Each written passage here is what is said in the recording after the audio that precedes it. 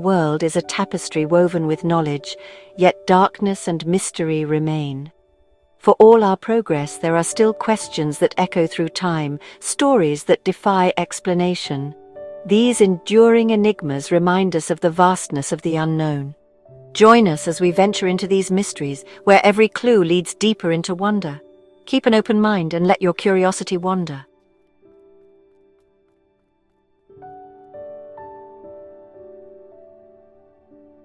In the winter of 1959, 10 skilled hikers from the Ural Polytechnical Institute set out to conquer Otorten, "Don't go there," in the Mansi language. Led by Igor Dyatlov, their journey was filled with optimism, but only Yuri Yudin would return. The remaining 9 vanished into the frozen wilderness, their final camp on Dead Mountain marking the start of a chilling mystery.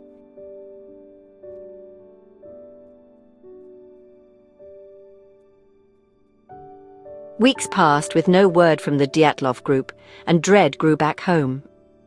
A search party finally found their tent on Kholat Syakhl, slashed open from within, belongings left behind. The hikers had fled barefoot into the Siberian night. Footprints led to the forest, where 2 bodies lay by a fire, stripped to their underwear. The mountain silence hid a terrible secret. This was only the beginning of the horror.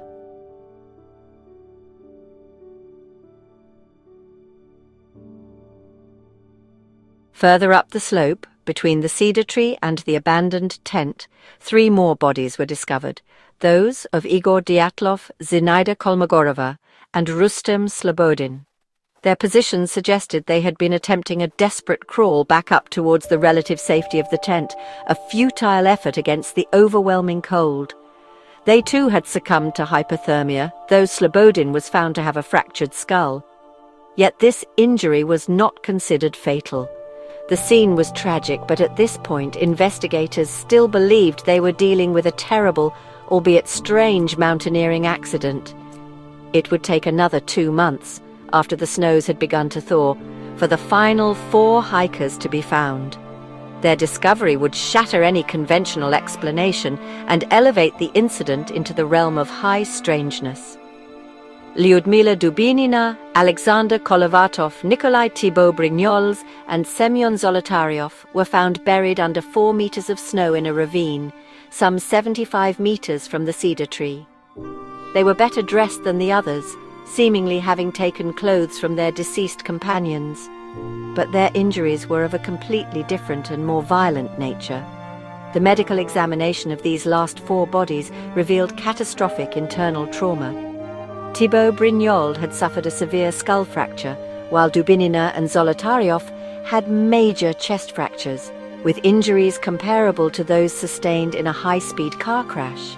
Yet perplexingly, their bodies showed almost no external signs of injury. Dubinina was also found to be missing her tongue, eyes, and part of her lips. To deepen the mystery, traces of radioactivity were detected on some of the victims' clothing, levels that were low but still considered significant. The official investigation concluded that the hikers had died as a result of a compelling natural force. This vague and unsatisfying verdict closed the case, but solved nothing. It left a void that has since been filled with countless theories, ranging from an avalanche, which doesn't explain the lack of external trauma or the flight from the tent, to secret military weapons testing, an encounter with a cryptid like the Yeti, or even extraterrestrial intervention. To this day, the silence of Dead Mountain keeps its secrets, and the fate of the 9 hikers remains one of Russia's most profound and disturbing mysteries.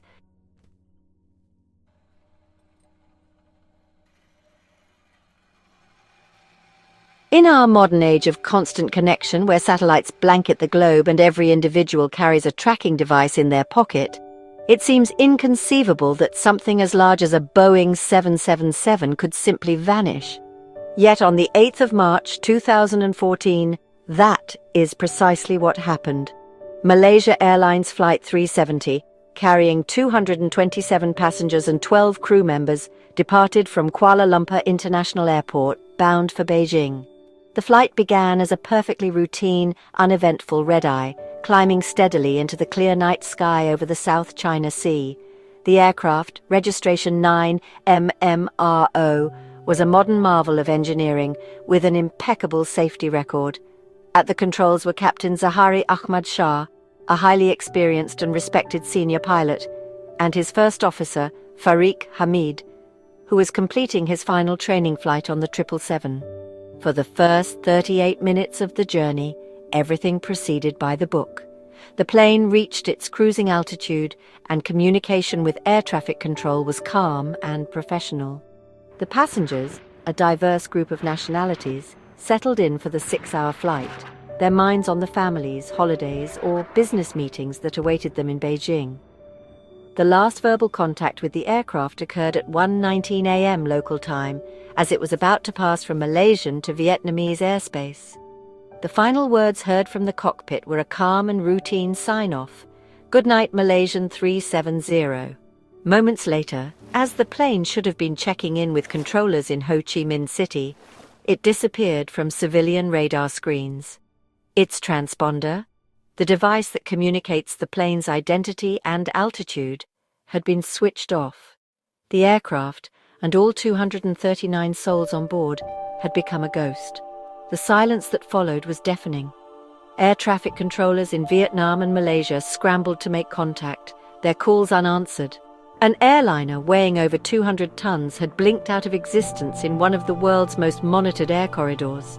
There was no distress call, no report of bad weather or technical malfunctions, no sign of any trouble whatsoever.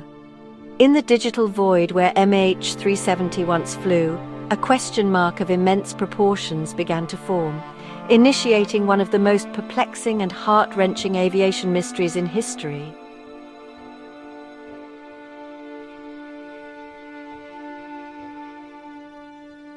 When the plane vanished, confusion quickly turned into a massive, multinational search. Ships and aircraft scoured the South China Sea, but found nothing. Military radar revealed the plane made a sharp turn, flying west and then north. Satellite pings showed it flew for hours, far from its intended route. The search shifted to the remote, stormy southern Indian Ocean. Despite years of searching, the main wreckage was never found.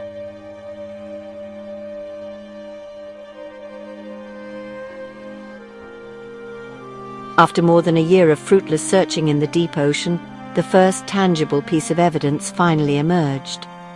In July 2015, a piece of aircraft debris washed ashore on Reunion Island, a French territory thousands of kilometers west of the primary search area. It was identified as a flaperon, a part of the wing, and serial numbers confirmed it belonged to the missing Boeing 777. This discovery, while tragic, proved that the aircraft had indeed gone down in the Indian Ocean and had been torn apart by the impact. It was the first piece of a heart-breaking puzzle.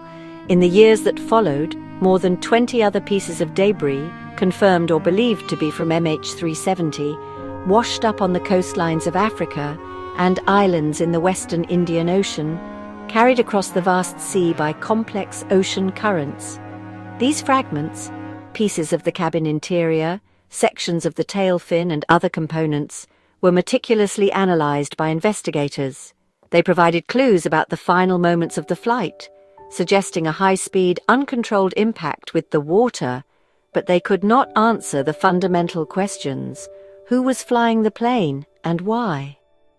The absence of the main wreckage, and specifically the crucial flight data and cockpit voice recorders, has left a vacuum filled with speculation and competing theories. The official investigation considered several possibilities, including hijacking, sabotage, or a catastrophic systems failure. However, the prevailing theory among many investigators points towards a deliberate act by someone in the cockpit. The calculated flight path, the disabling of communication systems, and the long flight south all suggest a carefully executed plan, the motives for which remain entirely unknown and subject to intense debate. Today, the official underwater search has been suspended, and the fate of flight MH370 remains unresolved. For the families of the 239 people on board, the lack of closure is an ongoing agony. The disappearance stands as a stark reminder that even in our hyper-connected world, true mystery is still possible. It is a technological enigma wrapped in a human tragedy, a silent ghost flight whose final destination and ultimate truth may forever be lost to the crushing depths of the Indian Ocean, a final, sorrowful testament to the limits of our reach and understanding.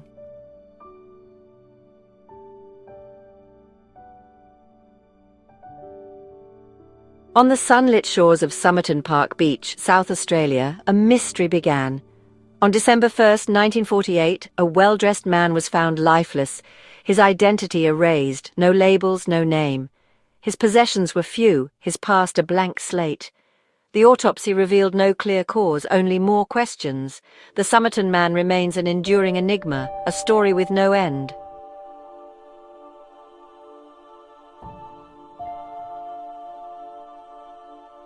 Months after the case stalled, detectives found a hidden pocket in the victim's trousers, holding a scrap of paper reading, "Tamam shud." It is ended. The phrase traced to a rare Rubaiyat book, found in a car near Somerton Beach. Inside, a cryptic code and a nurse's phone number deepened the mystery. But every promising lead, including Alfred Boxall, dissolved into ambiguity.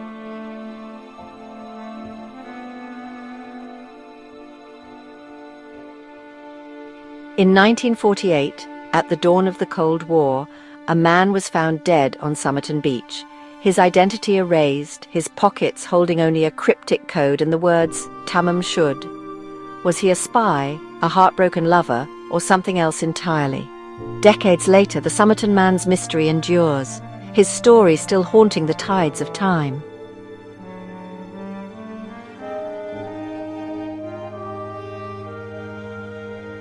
In the vast, silent theatre of the cosmos, humanity has long been a solitary audience, gazing out at the countless stars and wondering if we are alone. For centuries, this question remained purely philosophical, but in the 20th century we developed the means to listen. On the night of August 15, 1977, at Ohio State University's Big Ear radio telescope, something extraordinary happened. The universe, it seemed, whispered back.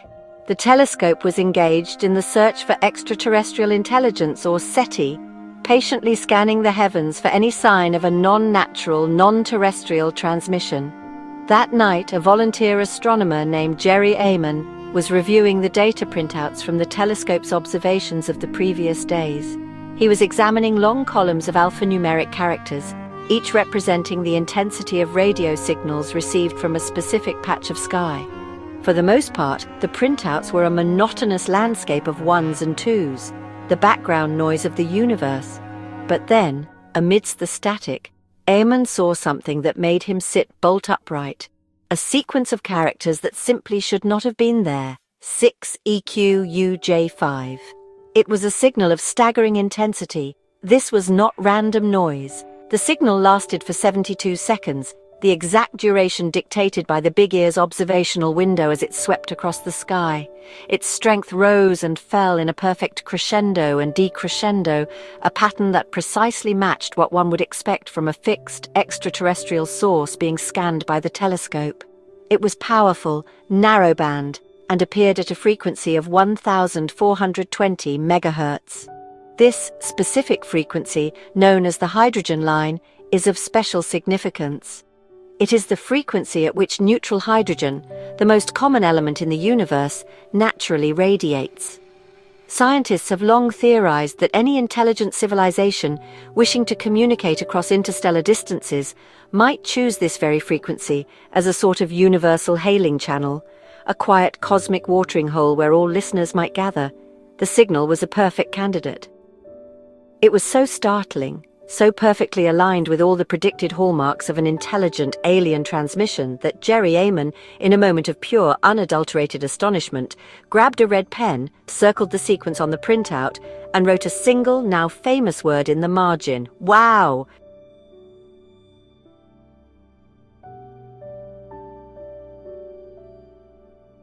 The discovery of the wow signal sent a shockwave of excitement through the astronomical community. It was the most compelling candidate for an extraterrestrial message ever received. The signal's characteristics seemed to systematically rule out all known natural and man-made sources.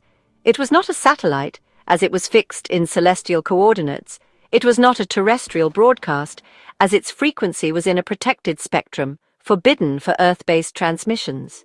It did not appear to be a known astrophysical phenomenon, like a pulsar or quasar, as its profile was too clean, too specific. The origin point of the signal was pinpointed to a region in the constellation Sagittarius, near the star group Chi Sagittarii. This area of the sky is dense with stars, but devoid of any particularly close or obvious candidates for a home system. Immediately, astronomers, including Ehrmann and the director of the observatory, John Krauss, trained the Big Ear and other telescopes back to that exact spot in the heavens. They listened with bated breath, hoping to hear the signal again, to confirm its existence and begin the long process of deciphering its meaning. But they were met with only silence. The silence was profound and deeply puzzling. For weeks, months, and then years, researchers scanned the source region of the WOW signal. They used more powerful telescopes, more sensitive equipment, but the mysterious transmission never repeated itself. It was a cosmic one-hit wonder, a single powerful burst from the depths of space that vanished as quickly as it had appeared. This lack of repetition is perhaps the greatest mystery of all.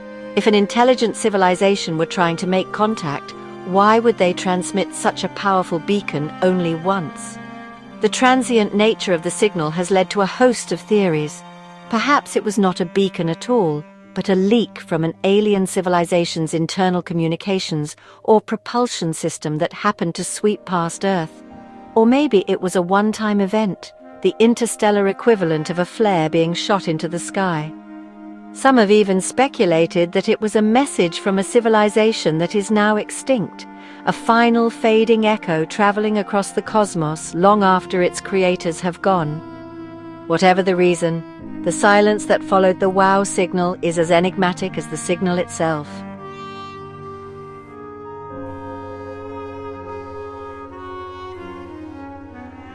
Decades after its detection, the WOW signal remains a mystery.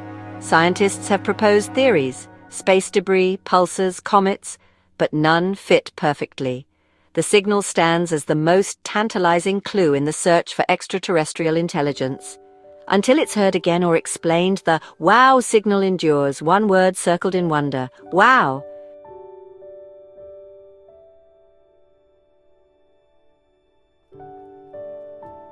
In the late 1960s, a shadow fell over Northern California.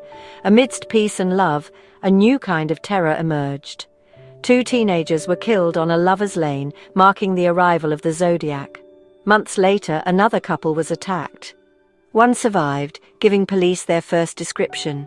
The killer sent taunting letters and cryptograms to newspapers, demanding attention.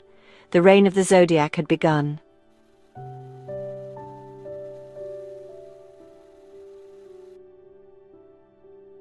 The newspapers, faced with an unprecedented threat, complied with the killer's demand. The 408-symbol cipher was published for all the world to see. It was a bizarre tapestry of abstract symbols, letters, and astrological signs. Cryptographers, both amateur and professional, were captivated. Just 1 week later, a high school teacher and his wife, Donald and Betty Harden, managed to crack the code. But the message offered no name, no identity. Instead, it was a rambling, misspelled diatribe from a killer glorying in his actions, stating his motive was simply that killing was the most thrilling experience.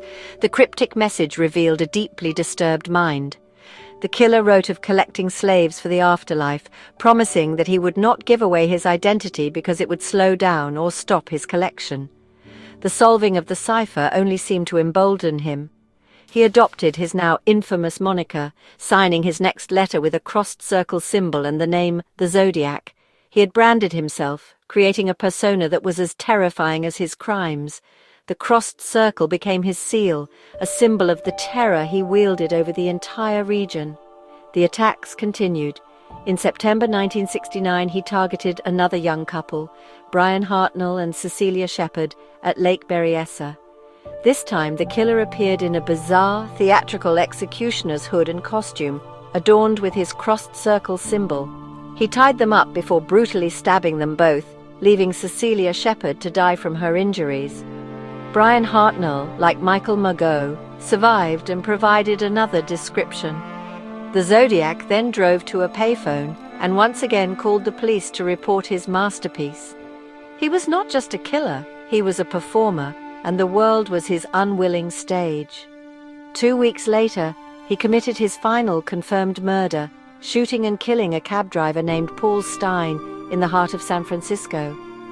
In a shocking display of audacity, he was briefly spotted by police officers responding to the scene, but was mistaken for a witness and allowed to walk away into the night. He would later mock the police in a letter for this blunder, even including a blood-soaked piece of Paul Stein's shirt as proof. He was a phantom who could strike anywhere, taunt the authorities with impunity, and then simply melt back into the fabric of society.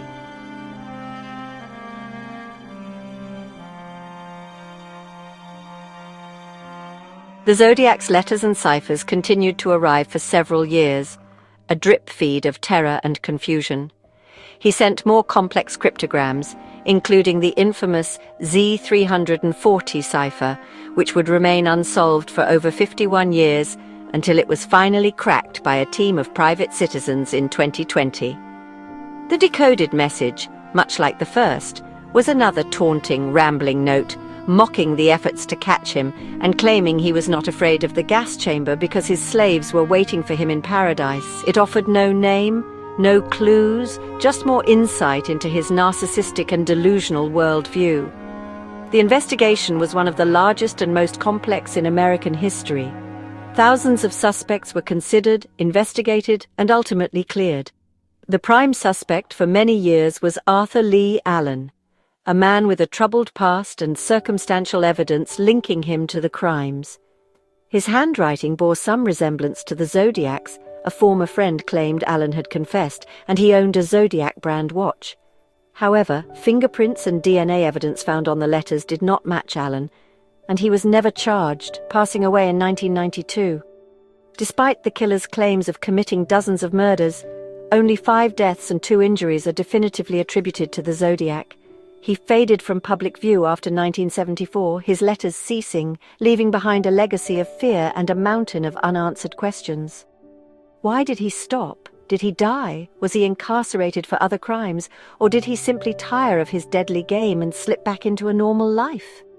The thought that the man responsible for such horror could have lived out his days as a quiet neighbor is perhaps the most chilling possibility of all. Today, the Zodiac case remains officially open in multiple jurisdictions. It is a scar on the history of California, a puzzle that has obsessed generations of detectives, journalists, and amateur sleuths. The killer's taunts, his symbols, and his ciphers have made him an icon of true crime folklore. He created a mythos around himself, a phantom who was never caught, a name without a face. The Zodiac killer is more than just an unsolved case. He is a ghost in the system, a testament to the terrifying reality that sometimes the monster is never found.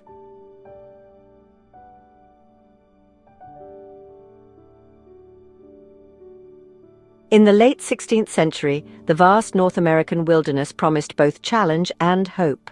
For the English, it was a chance to build a new society far from the strife of home. Led by Sir Walter Raleigh, families set sail for Roanoke Island, seeking a better life. Their journey was perilous, but hope endured as they arrived on Roanoke's wild shores.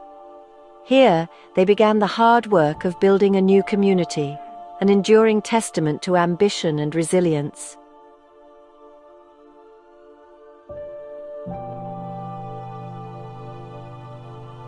The colony's survival was always uncertain. Supplies dwindled, tensions rose, and Governor John White left for England, promising a swift return. But war delayed him for 3 years. When he finally returned, the settlement was eerily empty. No people, no signs of life. The fate of the lost colony remains one of history's greatest mysteries. When John White returned, the Roanoke colony was eerily deserted. No sign of struggle, just careful dismantling and a single word carved, Croatoan. The colonists had vanished, leaving behind only this cryptic clue. Perhaps they joined the Croatoan tribe, seeking help and survival. But a hurricane ended White's search, and the fate of the lost colony remains a haunting mystery.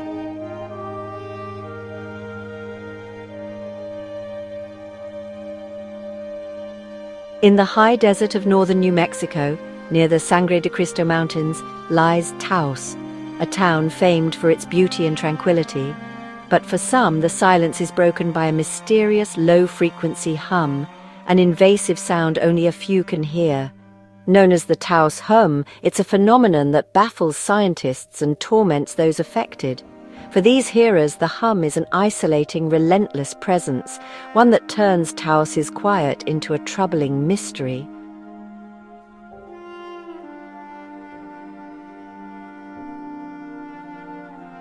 As complaints grew, scientists from top institutions launched a thorough investigation into the mysterious Taos hum. They deployed sensitive equipment, searching for the source, military, geological, or industrial, but found nothing conclusive. The hum left no trace, existing only for those who could hear it.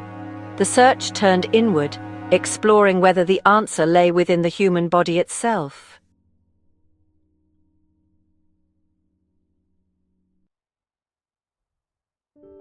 The Taos hum challenges our understanding of perception.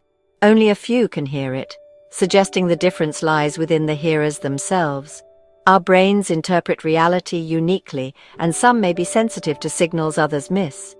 The Taos hum remains an unsolved puzzle, an intersection of physics, biology, and psychology. For those who hear it, the search for silence is a deeply personal quest.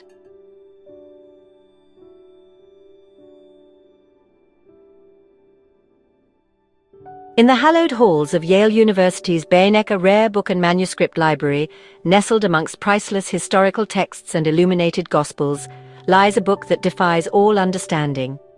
It is a modest codex, its vellum pages filled with elegant flowing script and intricate hand-drawn illustrations. At first glance, it appears to be a typical medieval manuscript, a product of a forgotten age. But this book, known as the Voynich manuscript, holds a profound and baffling secret. For over a century, no one, not the world's most brilliant cryptographers, linguists, or historians, has been able to read a single word of it. The manuscript is named after Wilfrid Voynich, a Polish-American rare book dealer who acquired it in 1912 from a Jesuit college near Rome. Its history before that is murky, but it is believed to have been created sometime in the early 15th century, based on carbon dating of its pages. The text itself is composed of an unknown alphabet, a series of graceful yet alien glyphs that repeat with the statistical patterns of a genuine language. It's not a random collection of symbols. It follows discernible rules of syntax and structure with distinct words, paragraphs, and what appear to be chapter headings, yet its meaning remains completely locked away.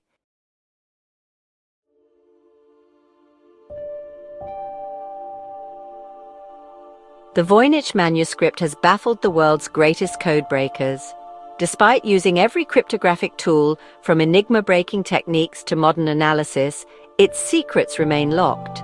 Statistical patterns suggest it's a real language, yet it communicates nothing. Theories abound: cipher, steganography, glossolalia, or even an elaborate hoax. But the mystery endures.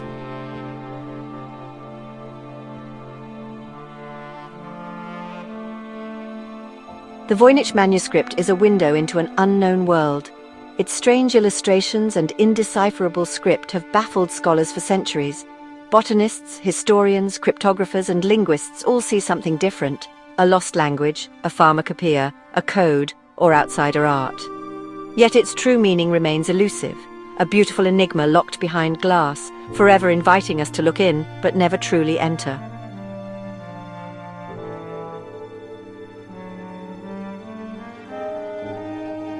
In the vast city of Rio de Janeiro, there are places where the ordinary gives way to the strange.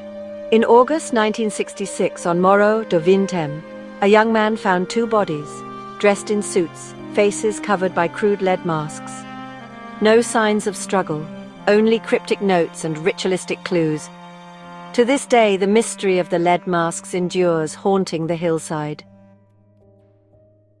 The two men were Manuel Pereira de Cruz and Miguel José Viana, electronic technicians from Campos dos Goitacazes. Known as hardworking and reliable, they shared a fascination with ufology and spiritualism. Their journey, under the guise of business, was a quest into the unknown. They followed a secret plan to a lonely hill, donning lead masks to witness something extraordinary, never to return.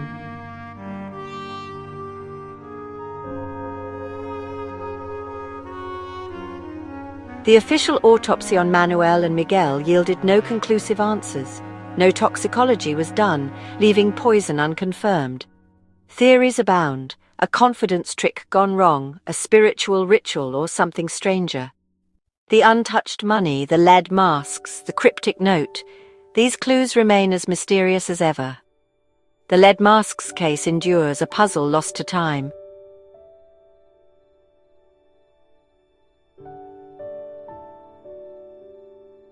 In Fayetteville, West Virginia, the Sodder family, Italian immigrants, built a life in the shadow of the coal fields.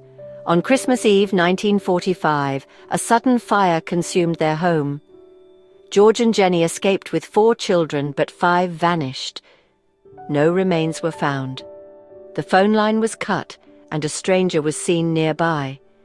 The tragedy became a haunting mystery that endures to this day.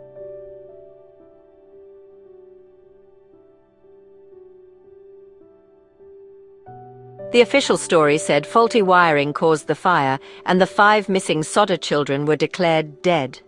But George and Jenny refused to believe it. Strange warnings, no remains, and chilling threats convinced them the fire was a cover for kidnapping.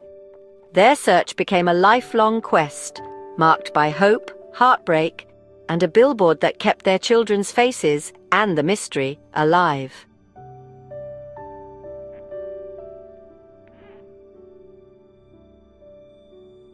In 1968, Jenny Sodder received a mysterious photo of a young man resembling her missing son, Louis, with a cryptic note. The family clung to hope, placing the photo on their billboard, searching for answers. Decades later, the mystery endures, 5 empty beds and a family's search that never truly ended.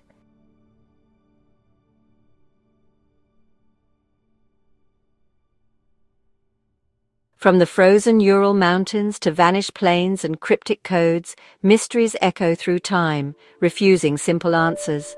They challenge our perception of reality and remind us the world is not always as it seems. For all our knowledge, we are still explorers in a world of enduring riddles. Thank you for joining us. Keep questioning, keep wondering, and never lose your sense of awe.